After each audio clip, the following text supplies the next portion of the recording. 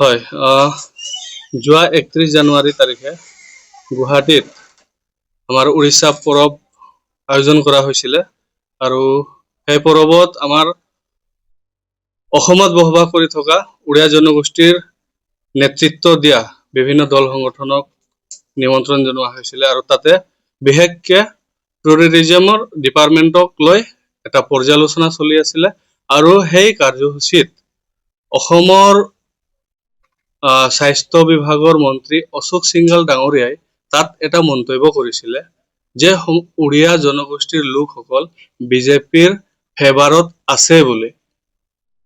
Actually এইটো বিষয় নহয়, এইটো বিষয় কিন্তু আমি যি মন্তব্য শুনিলো সেইটো হল সমগ্ৰ অসমত থকা উড়িয়া জনগোষ্ঠীক চৰম অপমান বুলি আমি অনুভৱ কৰিলো। কাৰণ চাওক, আজিৰ তাৰিখত এটা উড়িয়া জনগোষ্ঠীয়ে নহয়, এটা নিৰ্দিষ্ট জনগোষ্ঠীয়ে বিভিন্ন ৰাজনীতি দলত থাকিব পাৰে, সেইটো নিজৰ নিজৰ স্বাধীনতা আছে।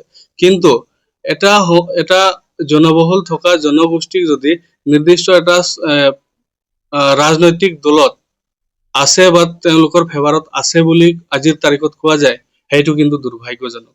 আজিৰ এই সংবাদ মেলৰ যোগেদি আমি অসম উড়িয়া যুৱ ছাত্ৰ পৰিষদ ওদালগুৰি জিলা সমিতিৰ হৈ তেওঁলোকক বা অসম চৰকাৰৰ বিজেপি নেতৃত্বাধীন মন্ত্ৰী বা ব্যক্তিসকলক আমি এইটো আহ্বান কৰিব বিচাৰিছো যে এটা জনগোষ্ঠীক ৰাজনৈতিক মেৰ পাকত যাতে বান্ধিব নিবিচাৰক।